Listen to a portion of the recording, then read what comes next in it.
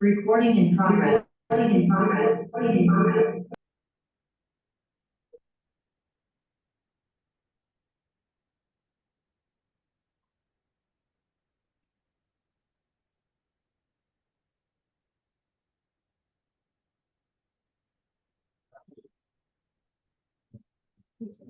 هتكلم حضرتك سامعني يا باشمهندس؟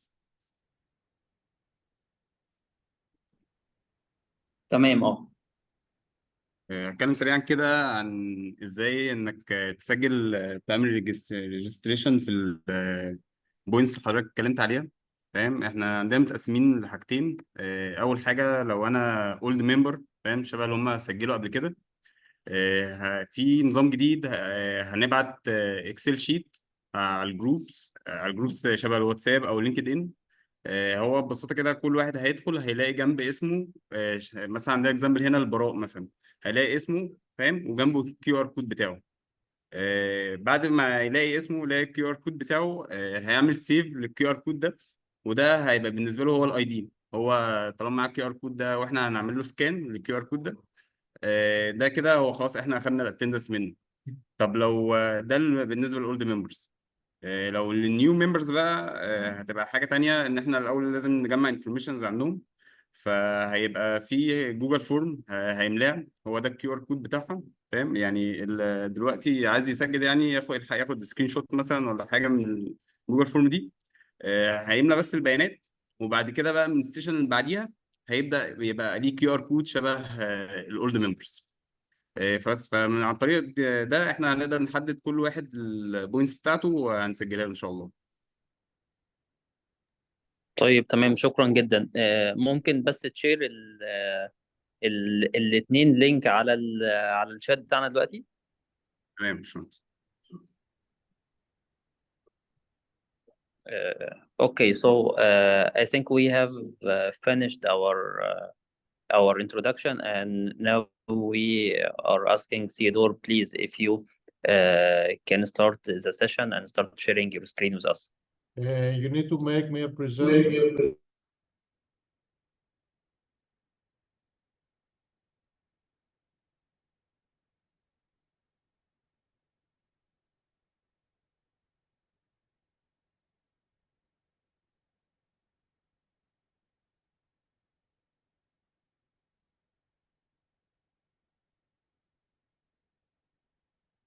Can you see my screen? Yes. Okay.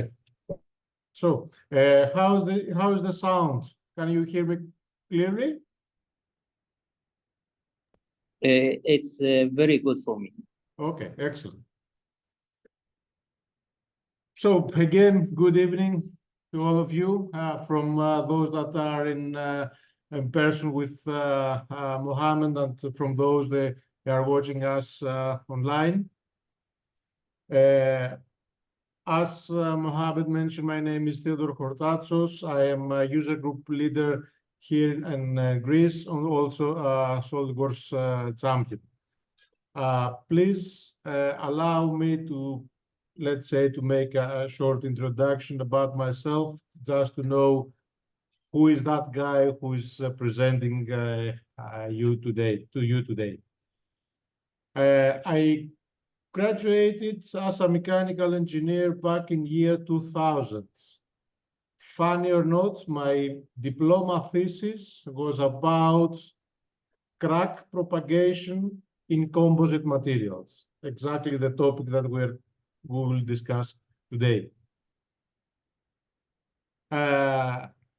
I start working with SOLIDWORKS 6 years later, back in 2006.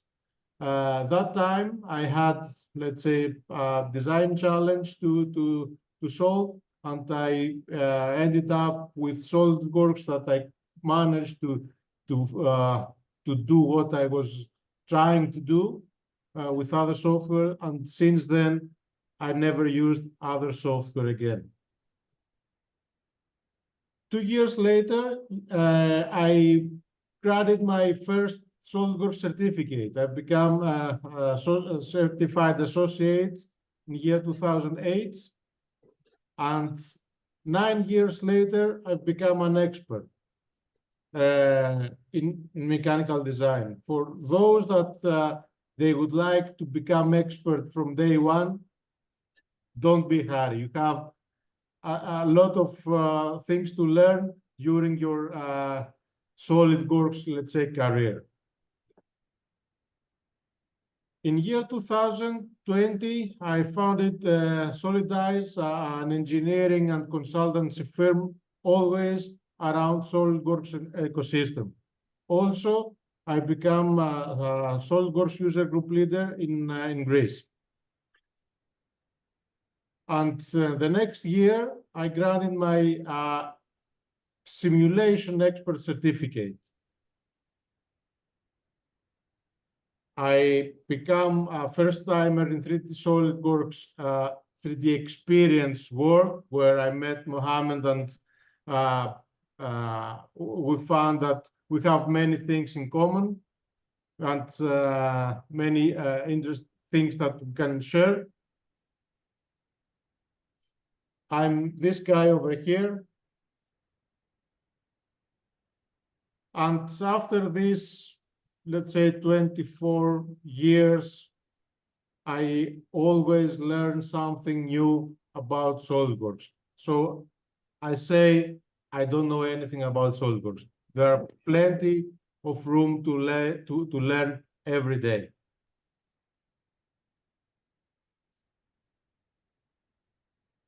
After that short introduction, what you need to expect from today's presentation.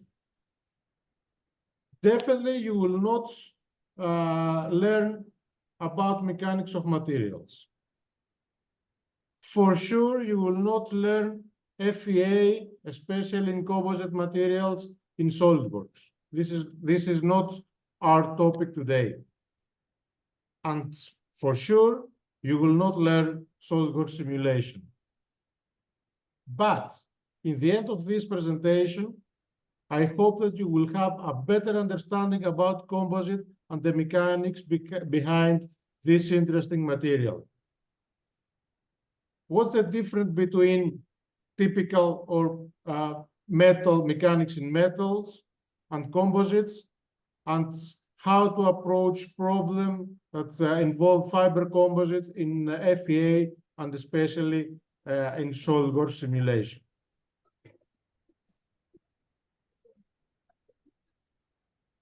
So, first of all, what is a composite material?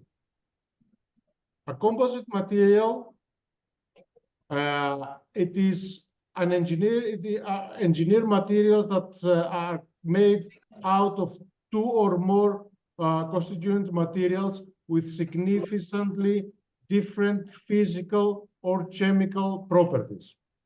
When those individual materials are combined, they produce a new material with characteristics completely different from the individual components. If we examine the product material microscopic, we can definitely identify the constituent materials with naked eyes. One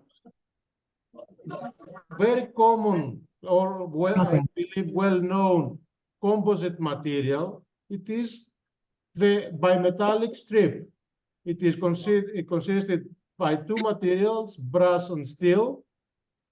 They expand in a different way under heat, but if we combine them together, we have a new material with completely different mechanical characteristics under heated conditions. This is not our primary, let's say, products that we will focus or what we mean about composite materials, but we will be focused on materials that they consisted out of a matrix and the reinforcement. Usually, the matrix, it is the material that holds the reinforcement together. A matrix can be polymer, can be metal, can be ceramic, can be concrete. And the reinforcement can be, it is the material that provides the strength and the stiffness to the matrix. And the reinforcement can be fibers or particles. Reinforced concrete with steel rebar, it is considered as a composite material. But again, in this presentation, we'll be focused on polymer matrix, resin, polyester or epoxy, and fibers like glass fibers, composite, or other materials like that. Why we choose to use composite material? One very good characteristic for composite materials is the high strength to weight ratio. Composites are often stronger than and lighter than typical or traditional metals. If we check this table, and if we introduce a new measure, a new term, which we'll call specific strength. The specific strength is the strength divided by the density of the material. You can see here on this table that, for example, the low carbon steel has a specific strength of 46.4. But the carbon epoxy composite, a very common material in, for example, racing cars, it has a specific strength value of 740 and 85. So if we would like to have strength at a lower weight, composites are the solution. It is very, it's very useful to see here. And of course, this table can be extended. It's a big table, but I added that just to show a very specific material, the spider's silk. It has a specific strength value of 1069. That's why Spider-Man is so famous and is so capable. Another very good characteristic of composite material and a reason to choose, it has a very good corrosion resistance to environmental damages. Probably because it is it has polymer, so it is plastic. It is that's why it has very good corrosion resistance. Also, it has a very good design flexibility. The resin, before it is cured, it is a liquid, so it can take any form we would like. The reinforcement, it is a cloth, usually a cloth, so we can apply and we can lay up a cloth in any form that we would like to create. So by creating molds, we can design actually almost everything. And the design flexibility, it is a reason to choose composite material. Also, durability. It has a very long service life with minimum maintenance. So in terms of usability, it's very cost effective. For those reasons, we can see and we can find composite materials in many, many applications. Aerospace. Parts of an airplane are made out of composite materials. Spacecraft components, because of the lightweight are made out of composite materials. We can find composite materials in automotive. Very powerful racing cars or very expensive production line cars have many components, body components out of composite materials. Even engine components can be made out of composite materials. In construction, we can have many structures out of composite materials. In recent years, to repair damaged pillars are used composite materials to reinforce those damaged pillars. In sports goods, rackets, golf clubs are made out of composite materials. In medical use, prosthetics, dental implants can be made out of composite materials. You can see that the usage of composite materials is almost everywhere.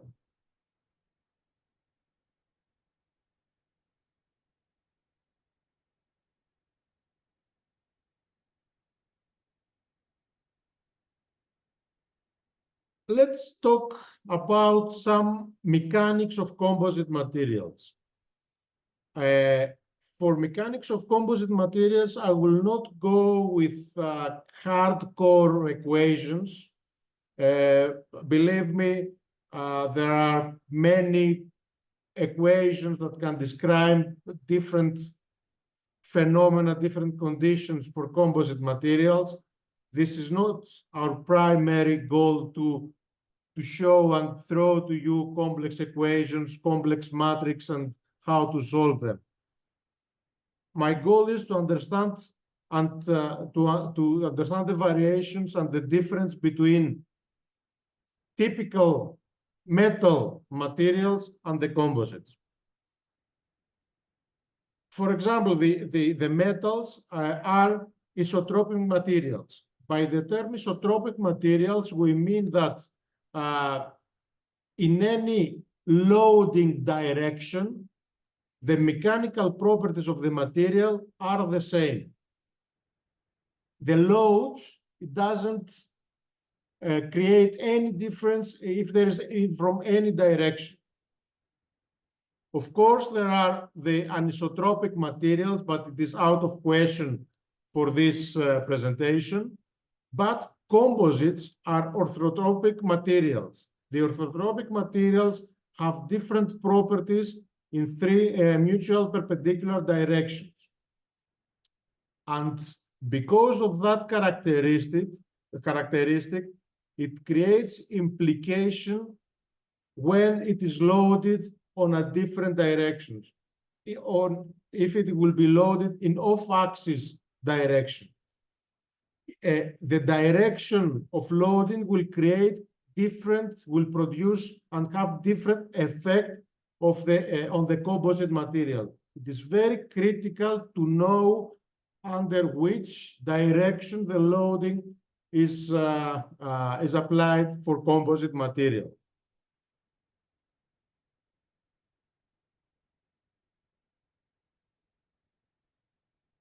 As for the behavior of mechanical the composite material, we have two different. We examine the composite material in two different ways. The macromechanical, let's say, behavior, that actually we analyze the composite material as a homogeneous material, focused on the overall behavior of the properties of the composite. The key aspects here are the stiffness and the strength of the composite material. In this table, you can see some typical mechanical properties for if we examine the composite material macromechanical, we will see those mechanical properties that the composite will have. For example, in this table, we see glass as reinforcement and epoxy as a matrix, boron epoxy, graphite epoxy, or Kevlar epoxy. You can see here that even for the Young modulus in two perpendicular directions are different. That's why it is considered as orthotropic. In transverse and longitudinal direction, they have different properties. In the other hand, in micromechanical behavior, we examine the composite material. Actually, we examine the individual components of the composite material, the fiber and the matrix individually. And if for specific for in microscopical level, we consider the fiber and the matrix as isotropic materials. In micromechanical behavior, excuse me, something that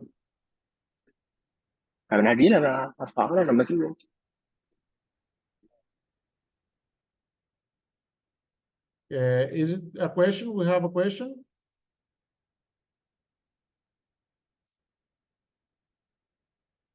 No, so it's by mistake, I think. Okay. In micromechanical behavior, we examine the load transfer between fibers and matrix and how those effects in the overall composite characteristics. If we have, let's say, the properties, the isotropic properties for fibers and the isotropic properties, material properties for the matrix, there is it is called the rules of mixture. That with those equations, we can predict the macromechanical properties of the composite material. You can see here that the values, the Young modulus, the shear modulus, and the Poisson ratio of the individual materials for matrix and the reinforcement are, let's say, are dependent from the volume of inside the entire volume of the composite. So the volume of the matrix plus the percentage of volume of the fibers inside the composite can, let's say, calculate the characteristics in different directions for the composite material. Again, this is called the rules of mixture.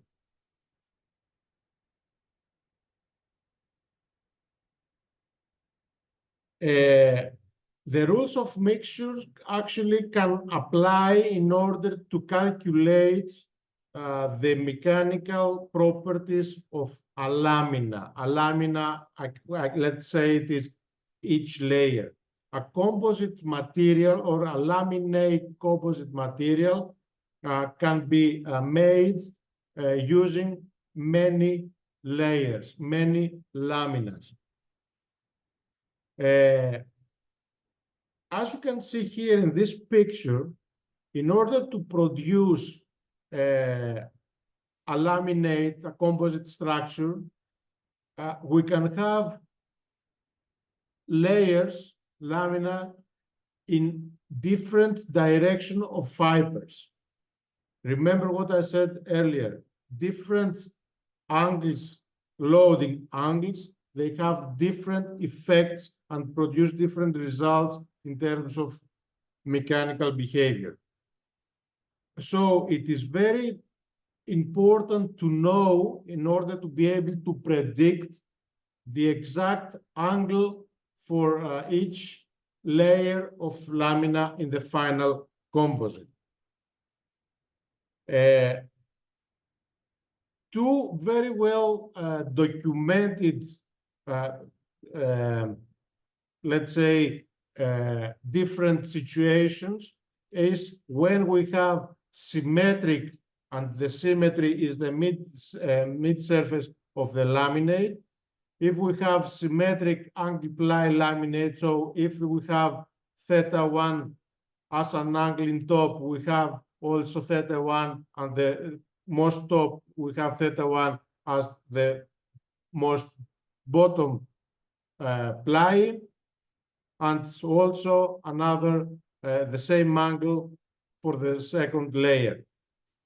In the other hand, we have the anti-symmetric angle ply laminate. So if we have θ1 in the first layer, first top layer, we have minus θ1 angle in the most bottom layer, and moving towards the middle, we have anti-symmetric angles. As I said, those two symmetric and asymmetric layups are very well documented in many papers, and you can find them in the internet. They have two different, let's say, behaviors under loading. The symmetric layup, so whatever it is on top, it is on the bottom. We have, as it is called, bending torsion coupling or extension shear coupling. So what is happening here? When we bend a beam which has a symmetric layup for the fibers, when this beam it is bended, it has it shows the effect to also to twist. In isometric materials, when this is possible, only when the bending loading it is off of the neutral axis of the section of the beam.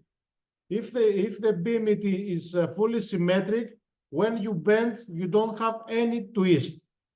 But in composites, we can have, even for symmetric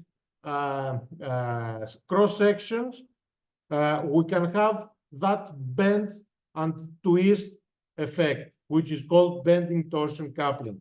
Also with symmetric layup, when we have extension, we have a shear coupling. In the other hand, in antisymmetric layup for a beam, so the most top layer has completely the opposite angle of the most bottom layer. We have a extension torsion. So the torsion effect appears when we extend, when we apply axial loading. Something that, just to understand those two effects, and especially the first one, the bending torsion, I assume that, and I am sure actually you have seen that effect in your, how many of you are you watching and following Formula One? I'm pretty sure you have seen this effect. Look at the front wing of the race car. As the load increases, the wing twists. This effect is happening because of the design and the layup of the composite material that is that wing it is created.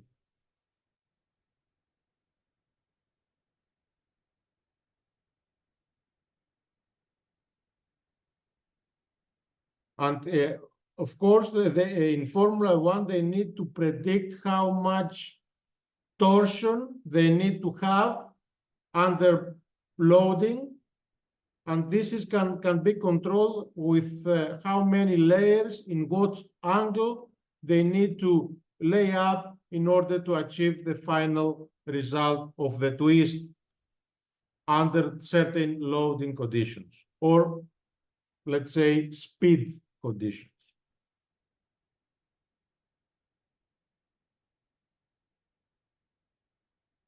Besides the laminate composite, we have another category of composite materials that they call the sandwich composite. The sandwich composites are created with two outer skins, thin skin material. Usually they are symmetric, and a core material which can be a very light and very stiff material. The sandwich composite materials, they have a great energy absorption for underloading. For isotropic materials, for steel materials, and those that they do FEA using SOLIDWORKS simulation or even hand calculations, we have the von Mises stress criterion in order to identify if a structure is strong enough. So if we definitely don't want the stress which is created under loading for isotropic materials to exceed the yield strength of the material. If the stress exceeds the yield strength of material, it is considered that the material will fail. But for composites, the von Mises criterion, it's not the criterion that we're looking for. Of course, there is the maximum stress criterion, but that can be applied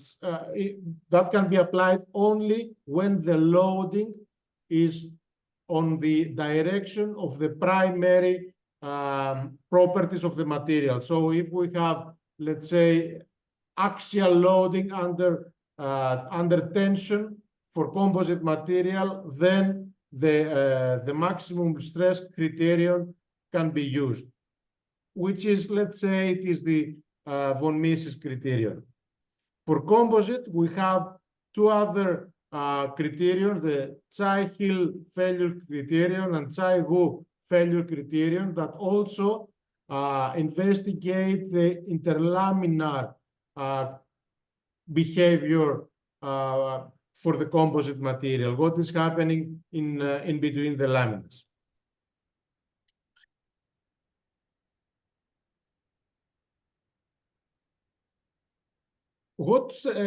I don't know if you have any questions so far, something that you would like to ask from what we just saw.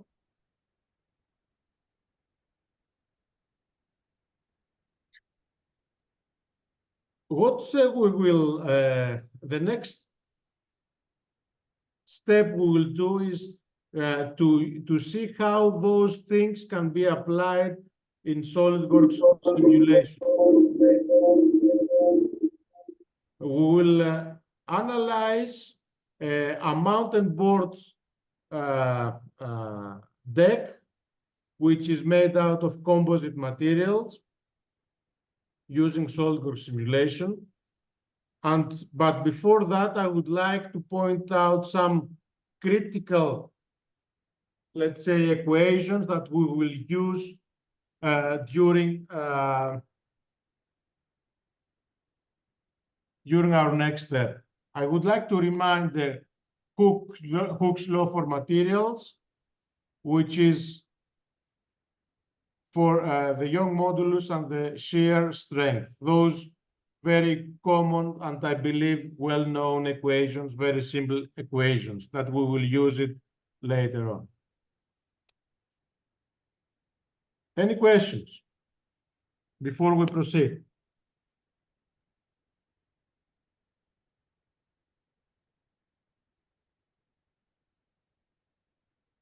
Mohammed, do you like to have a short break before we go with SolidWorks, or we can go directly on SolidWorks? The plan was to have the break at 7:30.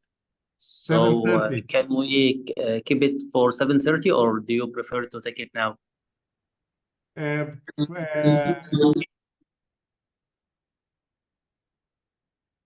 Okay, we can see the first part of the simulation up to 7:30.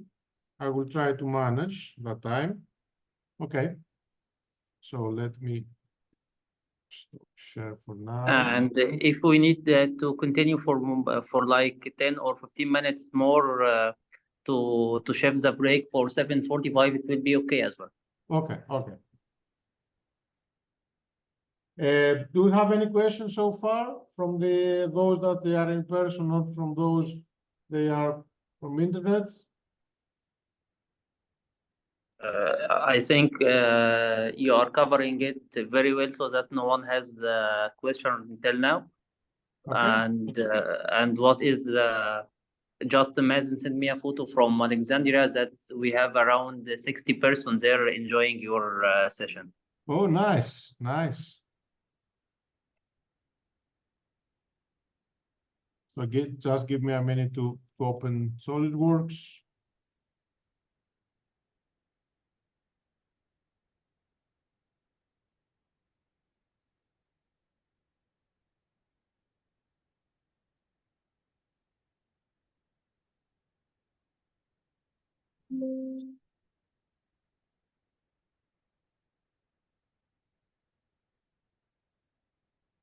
So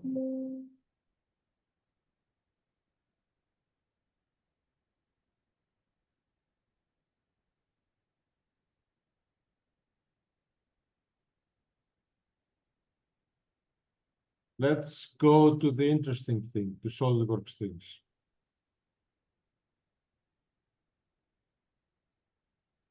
Can you see my screen? Just confirm, please. Yes, we can see the screen. Oh, excellent, excellent. So what we have here, we have the deck of the mountain board, which is out of composite materials. It has some layers of composite on top, some layers from composite on the bottom, and a piece of balsa يعني composite in the middle. composite يعني composite Sorry?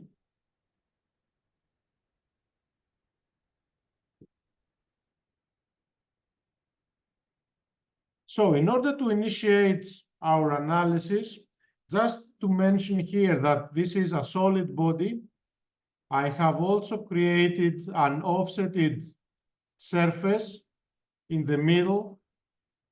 Composite materials can be applied only on surfaces, cannot be applied on solid bodies. So I will just hide it just to see the surface. Those are the areas that the person is stepping, and this is below actually the place that the wheels are attached. So in order to initiate the analysis, it will create a new study. It is a static study.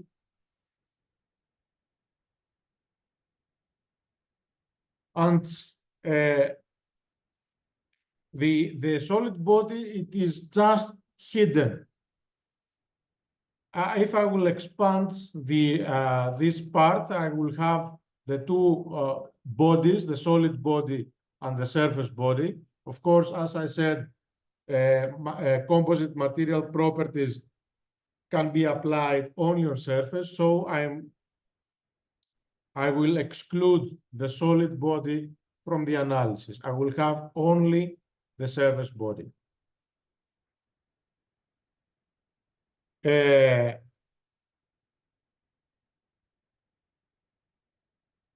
By doing right click on the surface, there is what it is called shell manager, or let's go with go edit definition to define what it is the surface body, edit definition.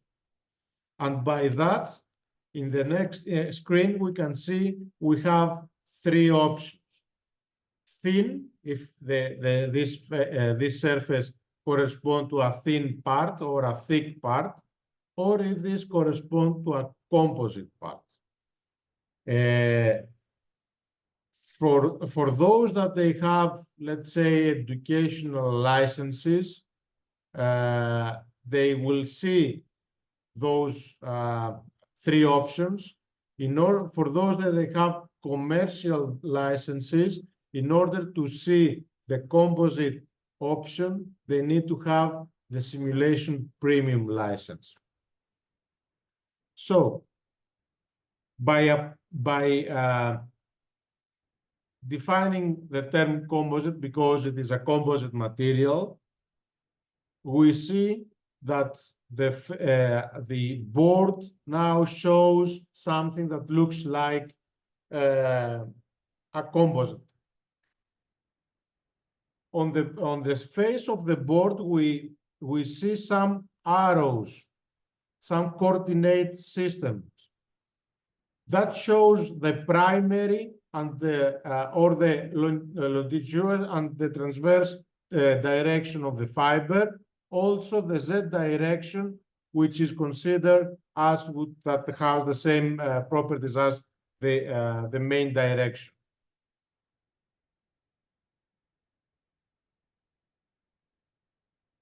What other options we have here? We have the options if the composite is a sandwich. In our case, it is not a sandwich composite. How many layers we have for this composite? If it is asymmetric, if all plies have the same material, and which plies has which is the reference 0-degree angle for the materials. In our case, we will have 13 layers, but it is symmetric. So by that, if we go lower here, we will see that it appears to have the 13 layers, but only the 7 are grayed out. The other are grayed. So whatever happens to the first 6, it happens also to the lower 6. In our case, each layer, each lamina of the composite, the final composite material, it is 0.25 millimeters. So I'm giving that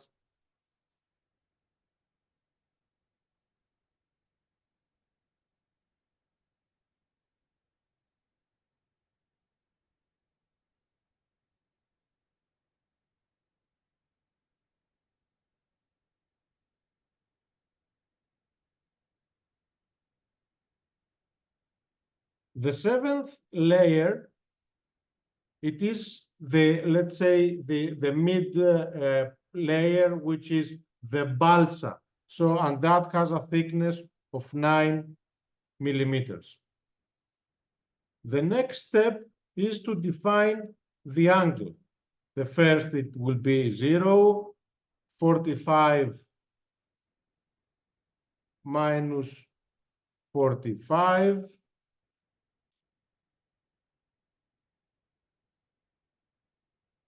Minus 45, 40, 45, and 0. By adding those, if you will see lower here the symmetric layers, are in the exact the same as the first one with the last one, the second with the second from the bottom. They have the exact same angle. For the material, I need to define the material properties. Just give me just to show you a table.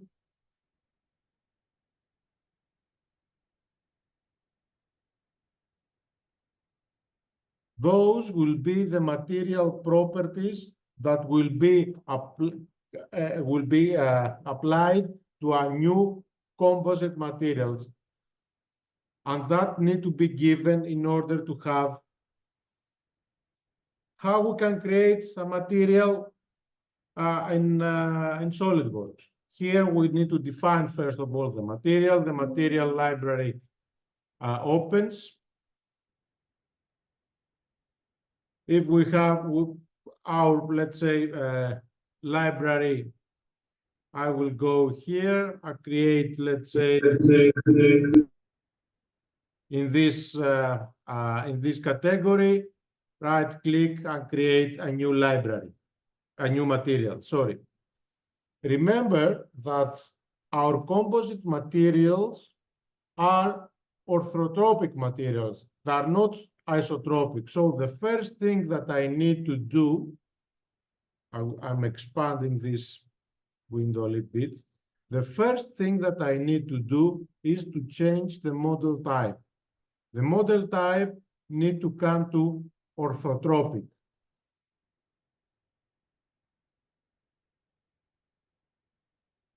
Let's choose a name, which will be carbon epoxy.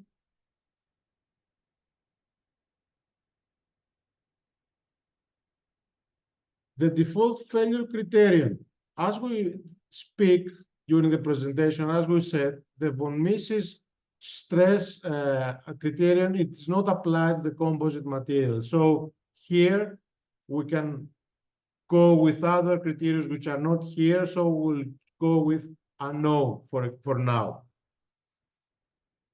By selecting the orthotropic model type, now we will see, let's go back and look at this area of the window, just to see that for isotropic, we have different values to define our material, and for orthotropic, we have different values. So if I will go back to show again this table, those values need to be added in this table. Okay, this is just data entry. I will not do that. I already done. So I have it here as an orthotropic material, and those values are here. By defining all those values, I can apply, close, and the carbon epoxy material is applied for layer 1. I will do the same steps. Carbon epoxy apply. Just look here what is happening on the window. Because the SolidWorks highlights the ply which is selected here, which has an angle of 45 degrees. So it shows those shadows, let's say that, in 45-degree angle.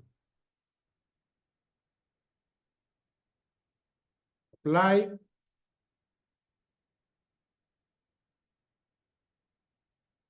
Again, I will do the same for apply, close, apply,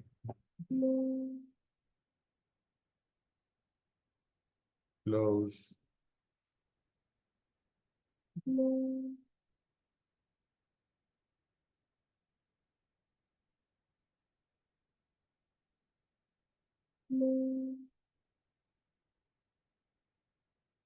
and the 7th layer, as we said, it is the balsa. So if I will search it, balsa, it is good. it is an isotropic material, it has isotropic material characteristics, apply, close. And by that, I defined each layer for the composite material for the board as it is created.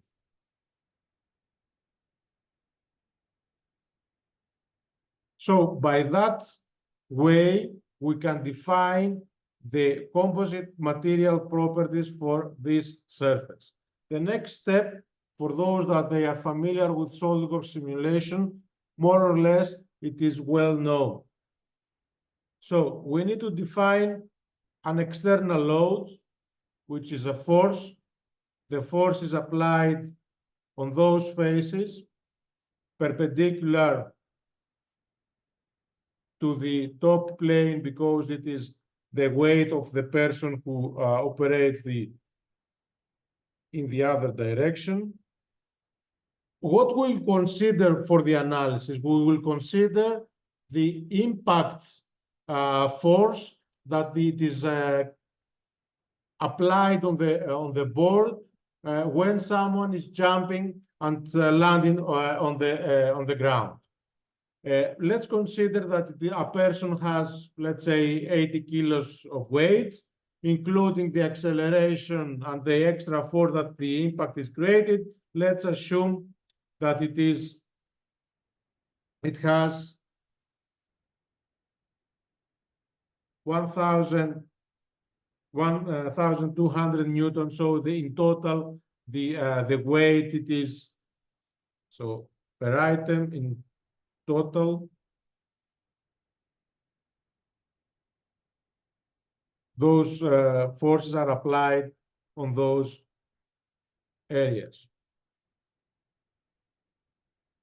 Again, when this is the board is landed, there is an opposite and equal force applied where at the areas that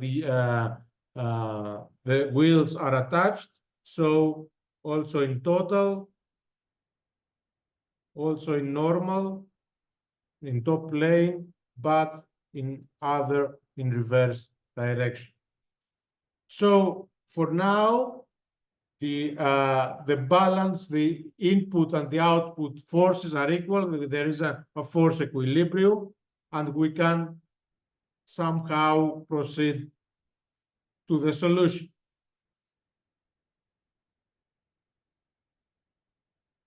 We don't have any restraints on the board. This is not a problem because we have a force equilibrium.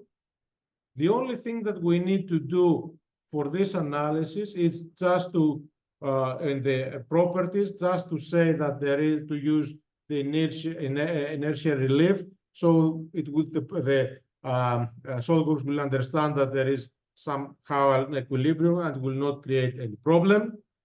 And the next thing we need to do is to create the mesh.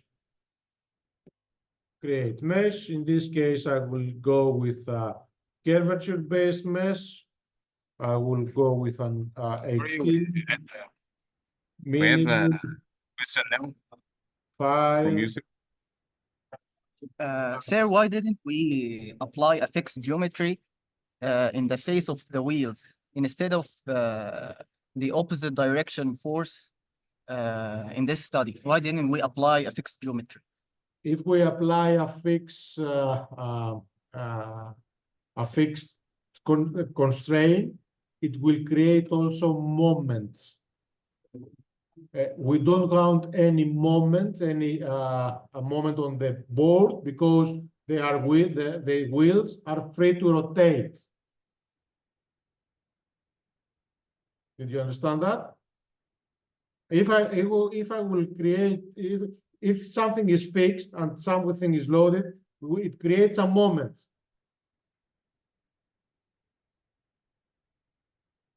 Is that clear? Yes, okay, sir. Okay. So, and because we don't want that moment, we just create an opposite, applied an opposite force, and we applied the inertia relief in the simulation options. So we have that we have the board mesh. There is also something here that I would like to mention. If you again, if you have if you're familiar with SolidWorks simulation and you're dealing with simulation with surfaces, you probably know that whatever it is colored yellow, it is considered the bottom face of the surface, and whatever it is green, it is the top face. And how we know that? If we go with simulation options, here with mesh colors, it says shell bottom face color orange. So this orange face is the bottom, which of course it is not correct. So what we need to do is to flip the faces. I'm selecting all faces.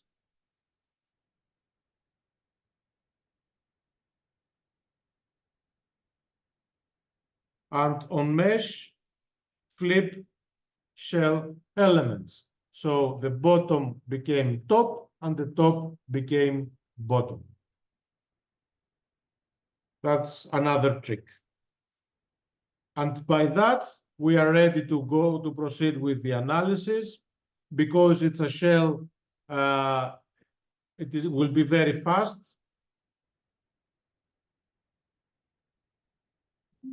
And it is ready.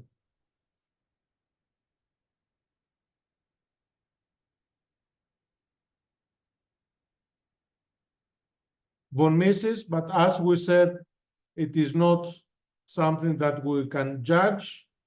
Displacement, it is something that we can judge, which is 5.9 millimeters. And if we would like to consider or to check if this board will be strong enough, if I will go with factor of safety, during the presentation, I spoke about 3 different failure criteria: Chai-Wu, Chai-Hill, or max stress criterion. Those criterions are also available when we're dealing with composite in SolidWorks simulation. So if I will go, for example, the Chai-Wu criteria for, of course, all components, the next step, I don't want to see if it is for a specific ply, but for the entire structure. So just to show me the worst case across all plies. And if I will press OK, I see the final result. And what I see here, that for the Chai-Wu criterion, I have a factor of safety of almost 5. That says that the board is strong enough for the loading that I have applied. Any questions?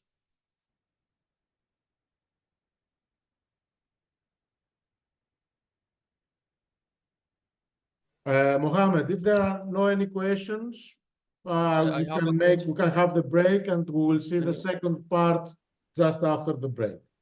Can you hear me, sir? Actually, there is a question here. Yes, please. I'd like to ask about the definition of the size for the curvature blended mesh.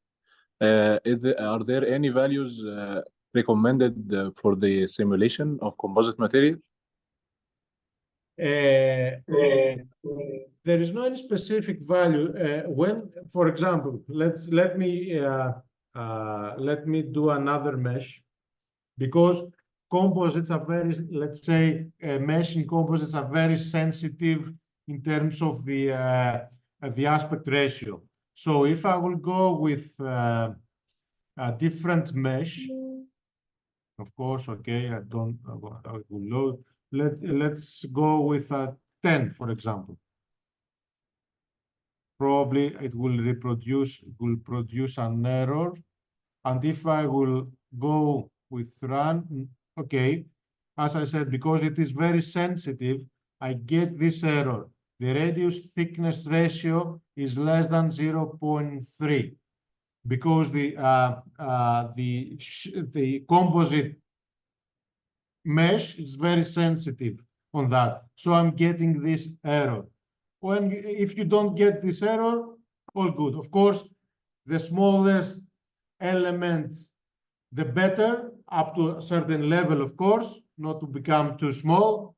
Otherwise, we'll not have any significant difference in the results. But you need to know to have the results. Something that it is also very, let's say, common with typical mesh. You need to have the amount of elements that it will not be too time consuming to analyze, and you will have an accurate result. But again, here with composite, because there are also some sensitivity on the size, you will get an error. Okay? Any other question? Yes, sir. Can There you is hear a me? question in the chat. Did you check it from them? On the chat.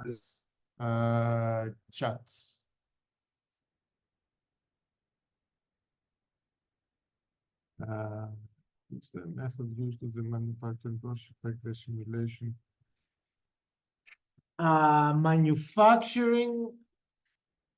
Look, this is a very big discussion because the manufacturing method or the conditions that the composites are manufactured can affect the strength, can affect the characteristics, the mechanical characteristics of the composite material.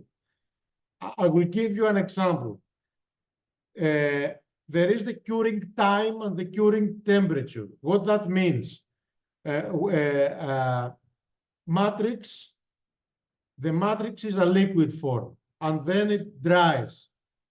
The recommendation for in order to become solid, the recommendation is to stay, for example, for 8 to 10 hours in 80 degrees of Celsius in order to complete cure, and then in order to maximize its strength, it needs at least 3 days.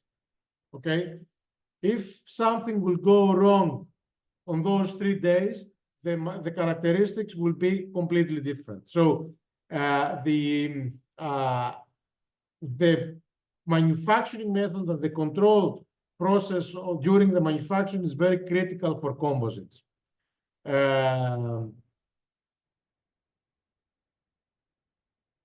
It is recommended always to make test specimens in order to take to calculate or to calculate actually the mechanical characteristics, the values that you need to add to your FEA model in order to be able to extract the correct, let's say, information out of your analysis.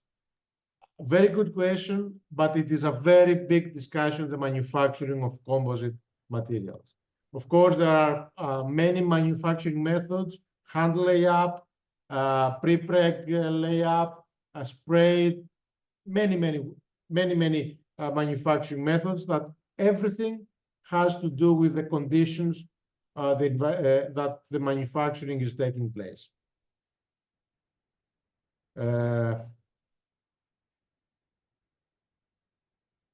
Can you choose which results of the analysis we want to see? And another one from Muzammil as well.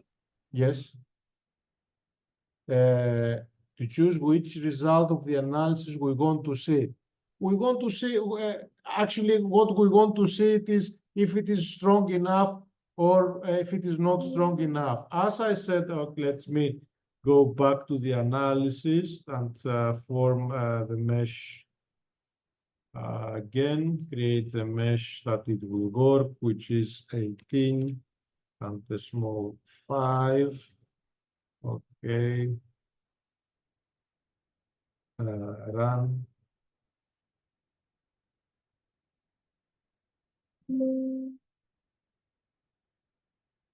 We can see the displacement. We can see the von Mises stresses, but what are the results that will allow us to judge if our structure is strong enough?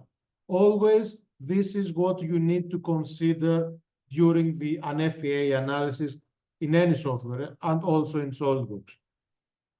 In order to help me SOLIDWORKS to identify or to give an answer to what I was doing with my analysis is the safety of factor under a certain failure criterion. And because it is over 1, I can say that I am on the safe side. I say this is strong enough. The von Mises criterion, it is not our case in composite material, except if the load is in, let's say, primary direction of the composite material.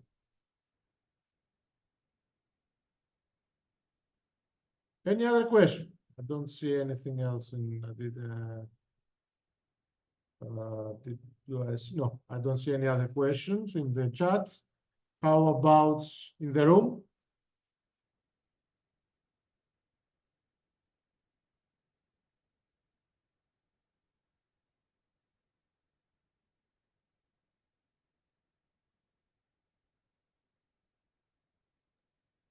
So I think no more question till now. So we can start our break right now, and we get back after 30 minutes. But before we start our break, I want to highlight that there are 10 free vouchers for the CSWA simulations that will be presented for 6 of Alexandria attendees and 2 of Cairo and 2 for the online. So mainly for the online attendees, I would like to ask anyone who is aiming to get this voucher to write his name and his email address in the chat room right now, and I will be collecting them, and after the final part of the presentation from Theodore, will be making the decision how or who will be giving this voucher. So just type your name and your email address, and we'll be collecting them. For now, we will be starting our break at 7:50, and we'll be getting back at 8:20, inshallah. Is that okay, Theodore? Yes, it is fine. Okay, thank you.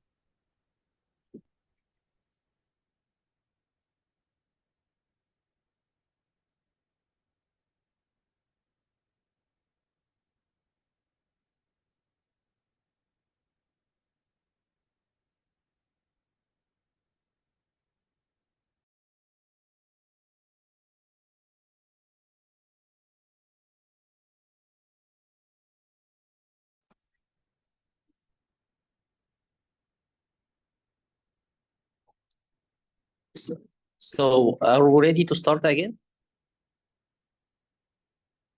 So Mazen in the room, are you ready there? Yes, I'm here already.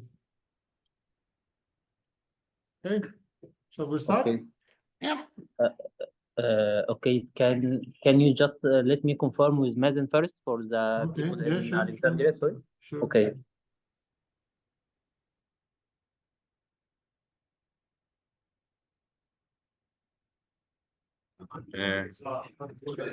السلام عليكم يا باشمهندس.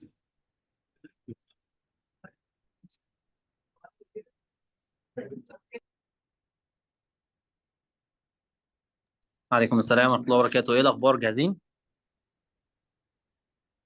ان مازن. شاء الله. دقيقتين بالظبط بس يقعدوا. هو الاكل اتاخر شويه، وحضرتك مثلا بتشرح هيتوزع الاكل يعني. آه... طيب تمام. تمام. طيب.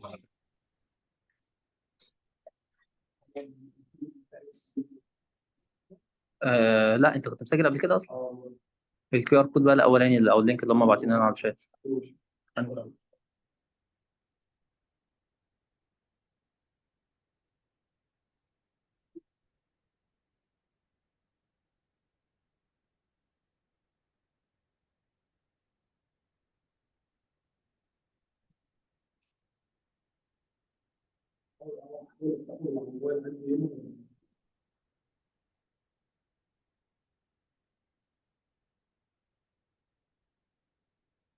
هبعتهولك ماشي.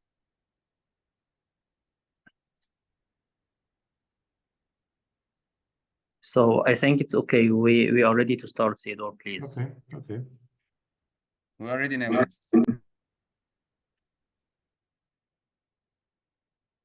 So let me share the screen again.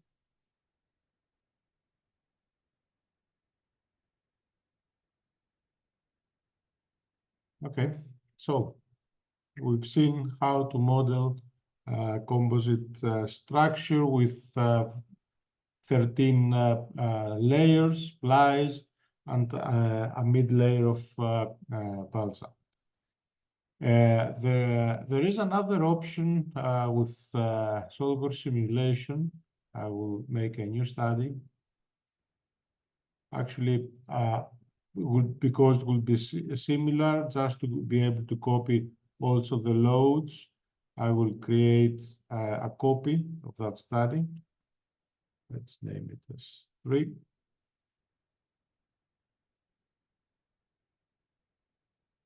I have the body, the solid body excluded. So again, I will go with edit definition of the surface body. And in this case, instead of having 13 plies, I will select the option to have a sandwich. Please look here, down here, what will happen.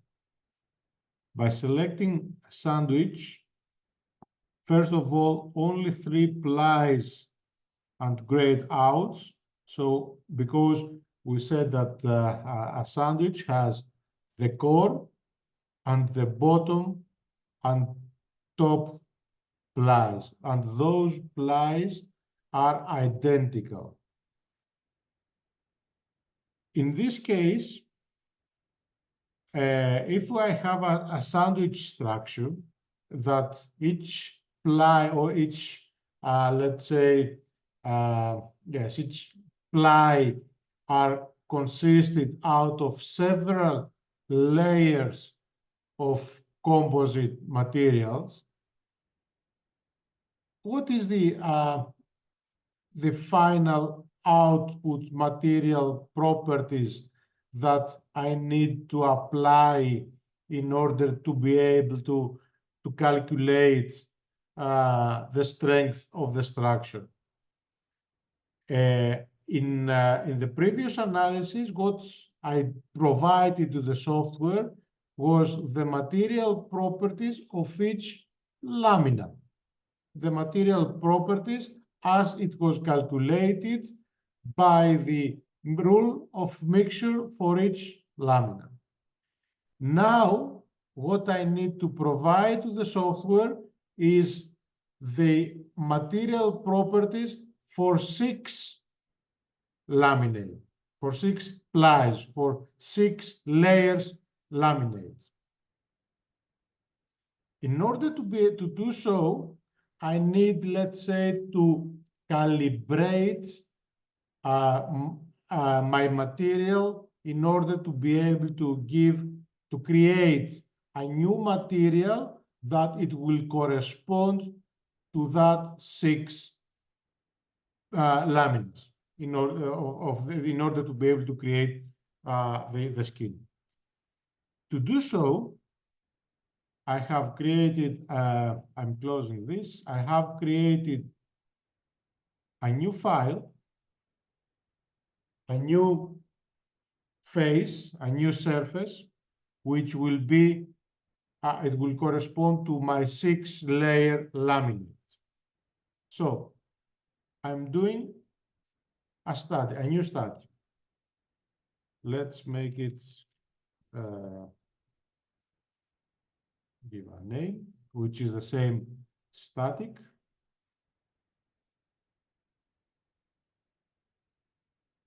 Again, here, because it has also a body, I will exclude the body, and I will give the, here, for this layer, the 6 layers, the 6 plies. So I have a composite, which is 6. I don't have any symmetry. I don't have anything else. I'm just giving the exact angle. So the first one, it was 0.25, 0.25, 0.25, 0.25, 0.25, and the 6, 0.25. The first angle goes 0, 45, minus 45, minus 45, 45, and 0. And the material was the same that I used before, so I'm choosing again the same, which is orthotropic with the material properties, apply.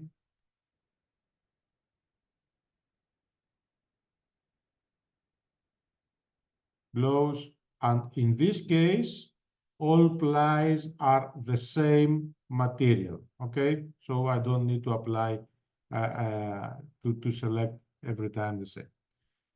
What we need to see here, first of all, the X direction, the longitudinal direction is the one that it points with the red arrow, and it shows that, let's say, it is 0 angle parallel with those shadowing lines. So this is the main direction. In order to be able to characterize the material or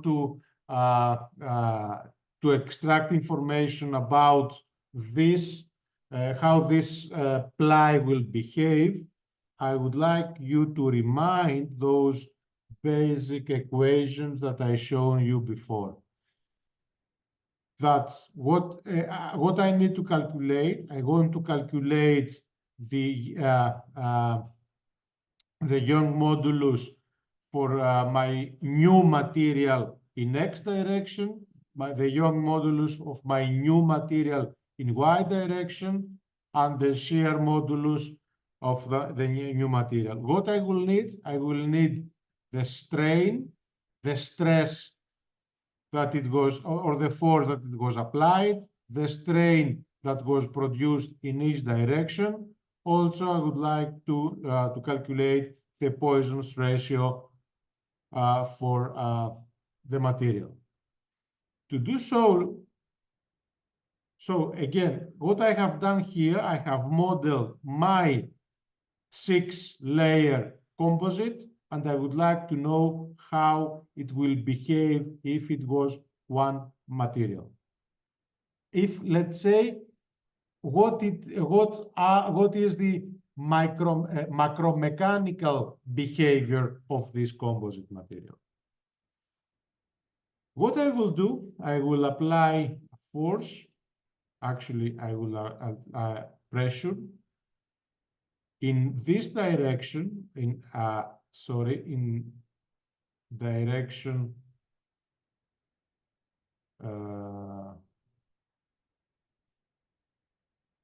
parallel to this line, which is 1 megapascal of pressure.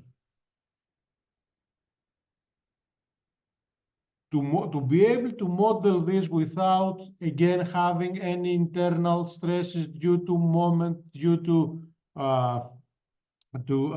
any other effects that I don't want to have, I will take advantage of the symmetry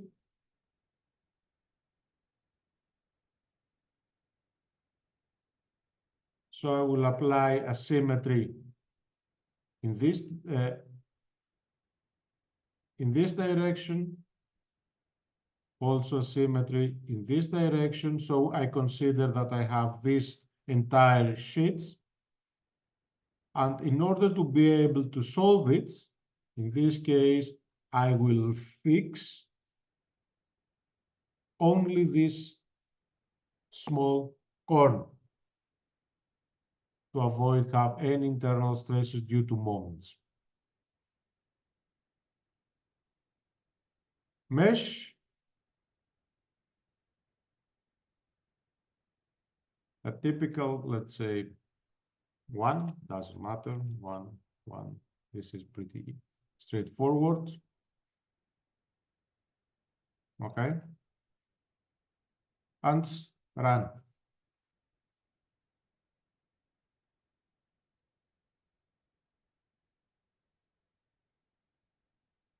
Too many elements and wait, it is fast.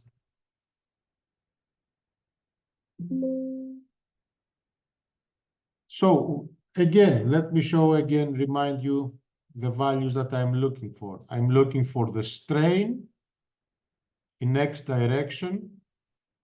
The stress is 1 megapascal. In order to be able to identify the Poisson's ratio, also I need the strain in Y direction for this loading. So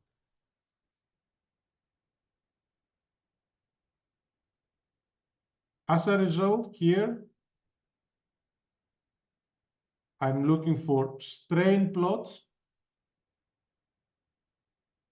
in X normal X direction.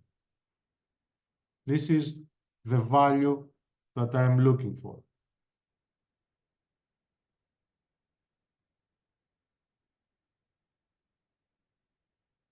So it is 1.541 in -5 power.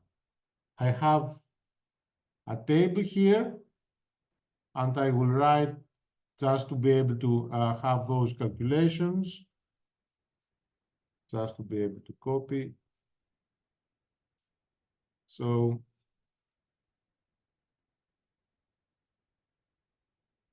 this is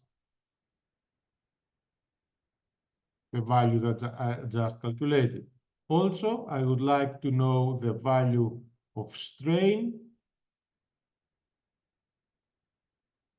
in Y direction, which is -1.018.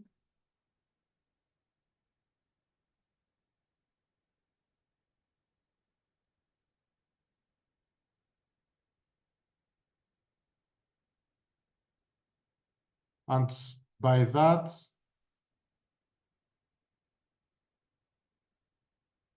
and the equations that we just saw, I have the value of Young modulus in this direction, E in X direction, and I have the value of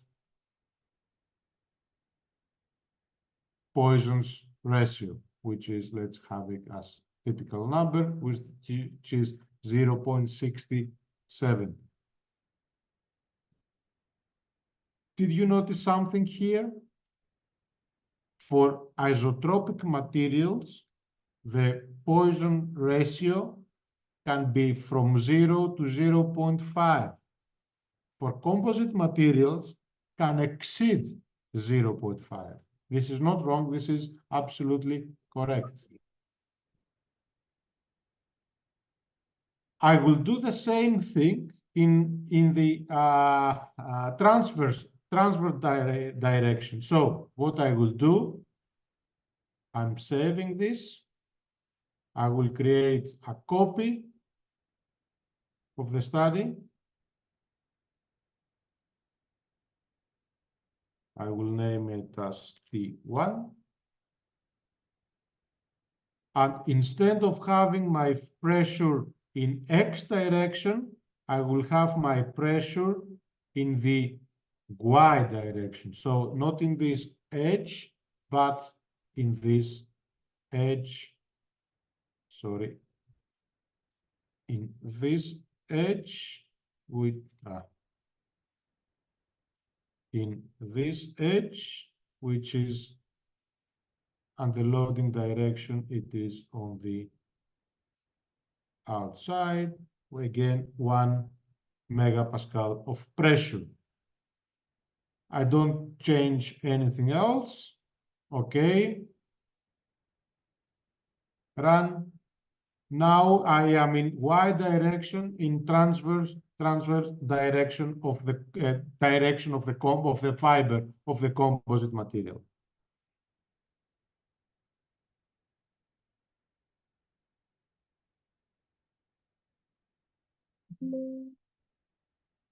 The only thing that I need here, it is in the Y direction, and in the stress in Y direction. I think it is. Let's make it the strain in stress strain plots in Y direction, and it is 3.527 in -5. So this is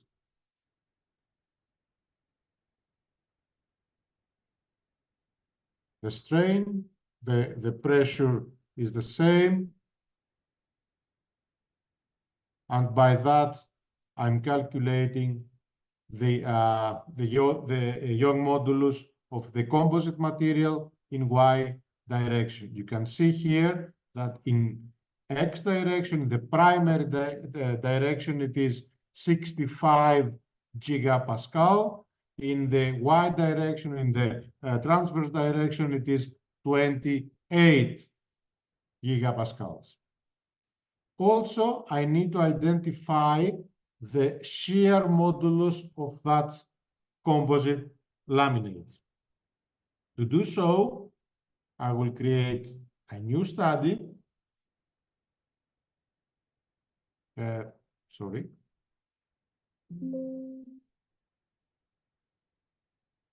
I will copy this study.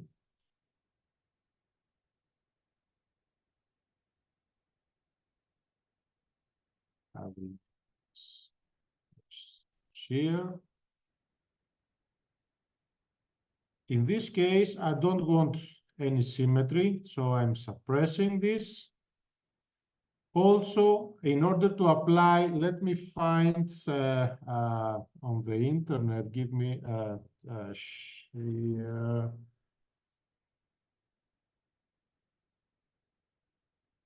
A typical image, just to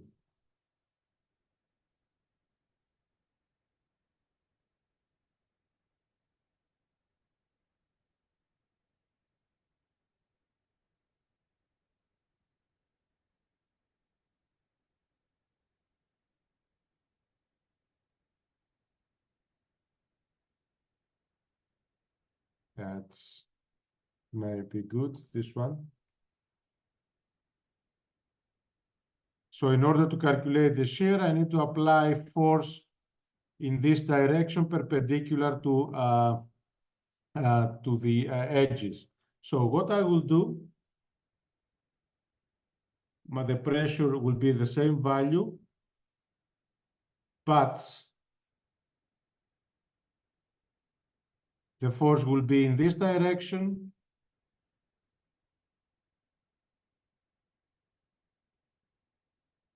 of 1 megapascal. In this direction, 1 megapascal. In this direction, the same. And in this direction, the same. So I have edits, which is the force here. Yes. Okay. New pressure.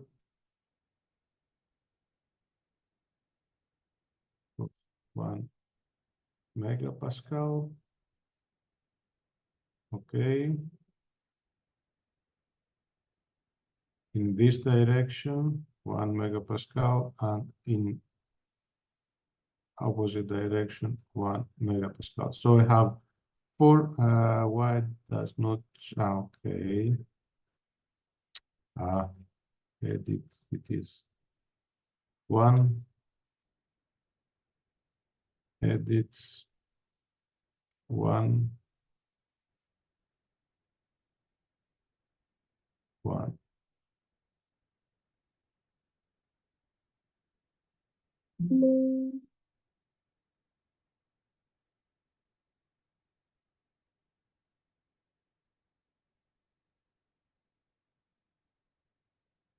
So I have those forces, those pressures that will create the shear effect on that plate. I need to delete, also to suppress the fixture. And because I don't have any fixture here, or suppress, I also need to come on the properties and use also here the inertial relief option. Run the study, and by that loading of 1 megapascal in each direction,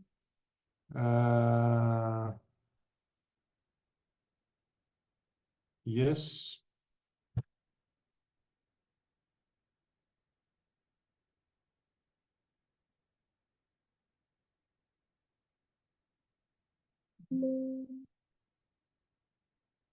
And here, what I need to calculate based on the formulas we seen before, I want the shear in X, Y direction, this shear strain, which is 3.553.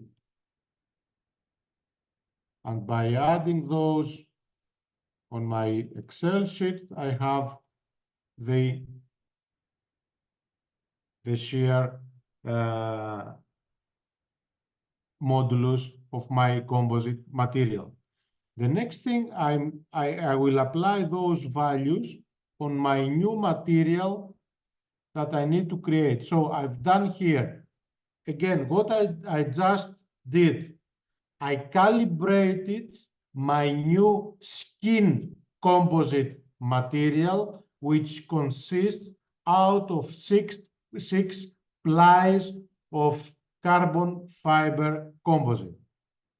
Okay? So I'm going back to my deck. On my analysis, on the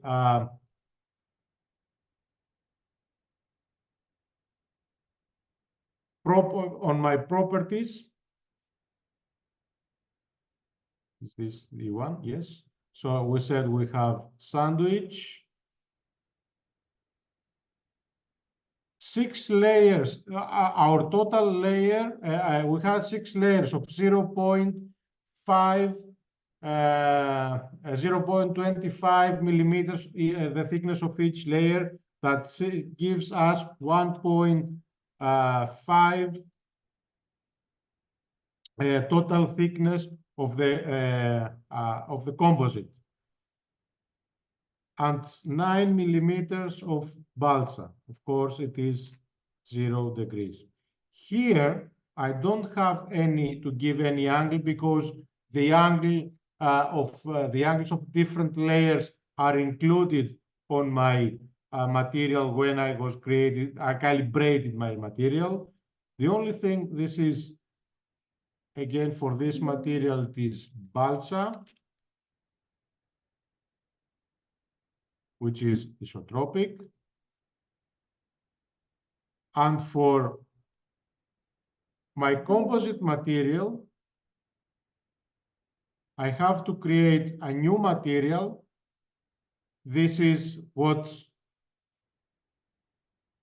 the process is the same, how to create a new material. I have created that for you. So again, it is an orthotropic material. Here, because of the way that those values are calculated, the only available values are the elastic modulus in x direction, the elastic modulus in y direction, the Poisson's ratio in xy plane, and the shear modulus. The density is the same as before. Even with those are the minimum values need to provide to SOLIDWORKS in order to be able to calculate the composite material. Be careful on that, because we cannot, if we don't have the full definition of material, we have the minimum values that are required for the material. That means I cannot, let's say, have I cannot extract the criterion. I cannot have apply the criterion, the failure criterion I said before, because in order to be able to calculate the failure, I need to have all the values that are listed here. But by applying this skin material, I have the carbon skin, of course. The second is balsa, and 1.5 is the mirror ply on the bottom. I am pressing OK. The rest are the same. So what I don't need to mesh it. I just need to run.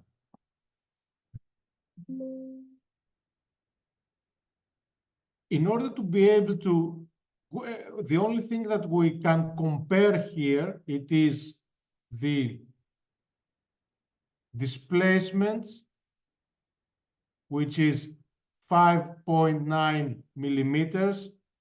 And in the previous analysis with the full definition was almost the same.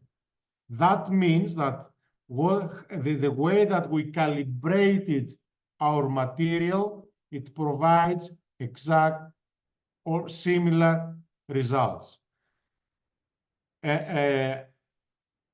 Most of the time, again, we need to have the entire list of values in order to be able to extract, let's say, correct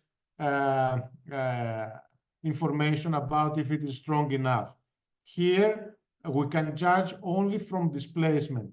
If I will ask the safety factor, I will get an error because all the remaining values are not provided to the software. But I'm sure about the end result because I have very, very similar results on the final deflection for my structure, for my composite material. So,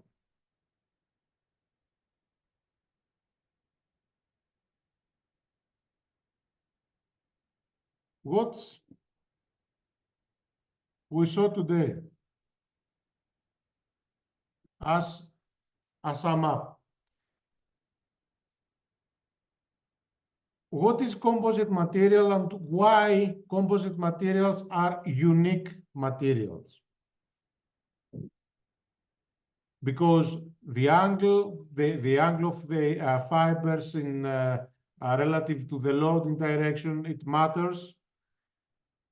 Many manufacturing methods matters in the final result of the composite material. What else we learn?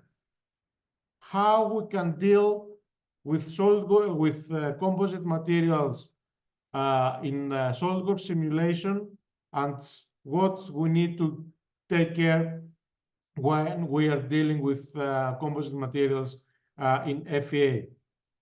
And as a final result, that it is my favorite quote, always validate your results. What you will give or what you will provide to the software, it is what you will get back. If the information you're providing is correct, then the results will be usable. Otherwise, I will get useless results. Thank you for your attention. I hope that you learned something today, and I'm open for any questions that you may have.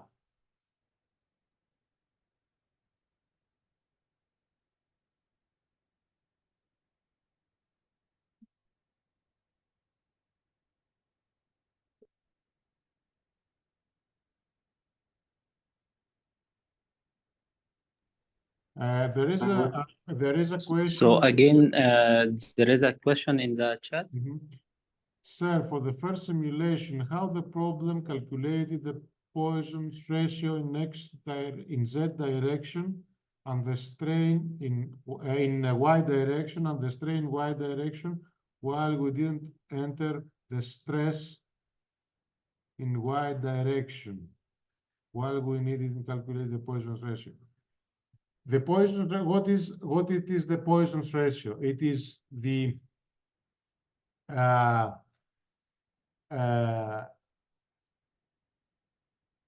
how much, let's say, deformation you will have in Y direction, or shrinkage in Y direction, why it is there is expansion in X direction. This is the what the Poisson's ratio give us in short terms.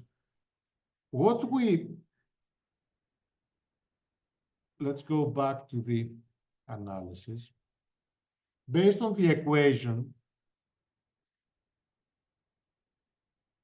based on this equation, we only need to have the strain in Y direction. So if we expand or extend because we applied an axial force in X direction, there was a shrinkage in Y direction. So it was an internal strain that was created. What we asked from software was to know which was the value for that strain. And we calculated the strain and we just replaced the value in the equation. Of course, we didn't enter any stress or any load in Y direction, mainly because it is an internal, because of the expansion in Y direction, X direction, it's shrinkage in Y direction. Any other question? I hope that I answered your question.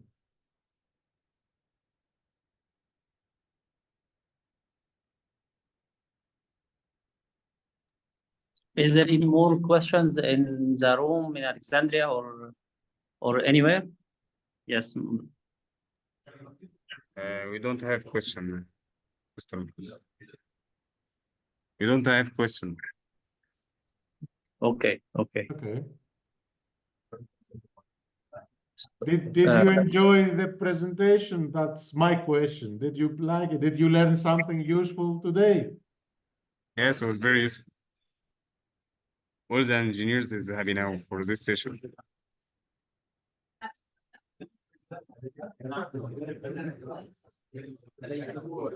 Match. Yes, I can see that we have many who liked it, and me as well. Really, I enjoyed the presentation, and we have many people who asked for the record. So yes, this session was already recorded, and it will be available maybe within next 10 days, inshallah. I would like to thank you again, Theodore, for accepting my invitation and taking all your time for preparing all this awesome material and the live demo and using the SolidWorks. Everything was helpful and was very good from my point of view, and maybe much more than what I have already expected. So I would like to thank you one more time. Thank you very much for having me. It was an honor presenting to your groups, Cairo and Alexandria, and I hope that we can repeat it, many presentations in person that time. Yes, this is what I hope, and this is what we discussed before, and I hope that the plan will work out, inshallah. One more thing that we still have for now is if you just allowed me to share my screen, please. Yes.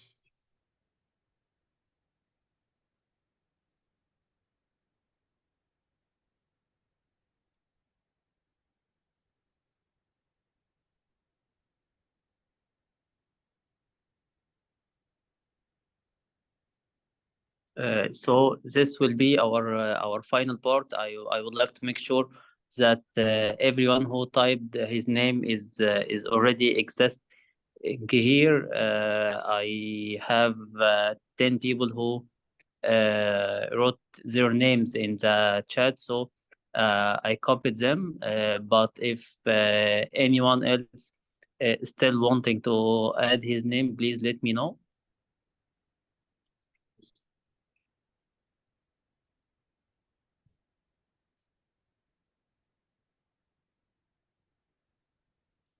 So I think yes, we are ready to go. This will be very random. I will just spin the wheel and would like to check who will be the winner. We will be having only 2 winners out of these 10 people.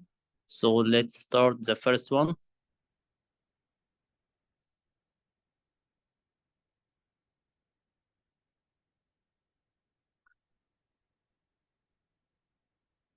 So the first one is Saif Sayed. Saif, can you hear us? Saif سمعنا?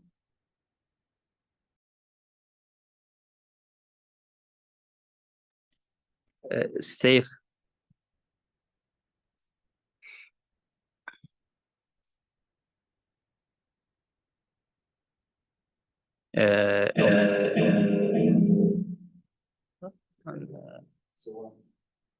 Okay, so if you okay, so the first winner is the Saif Al Sayed. And now let's check who will be the second one.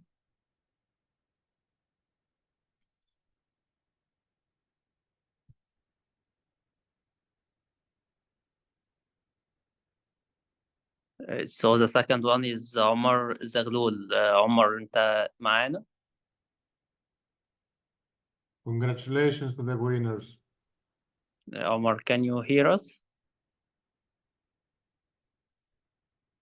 So yes, congratulations. What I'm still I will be waiting for is from Saif and Omar just to send me your certification email. You can send it to me to my email address, or you can send it to my LinkedIn account. I will copy my email and my my LinkedIn account address to the chat, and you can send me your certification email. So please do it just after this this meeting. So we still have Theodore. If anyone want to ask any questions.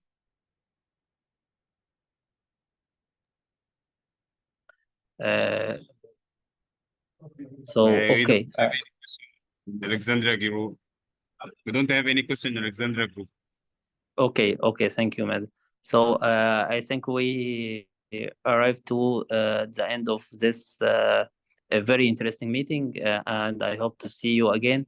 We'll be meeting again next Friday, inshallah, same time and same place, with another interesting presentation, inshallah. So thank you all, and thank you for our presenter. Thank you, Sidor. Thank you. It was an honor representing your team. Bye bye. Thank you. Everybody. Thank you very much. Bye bye.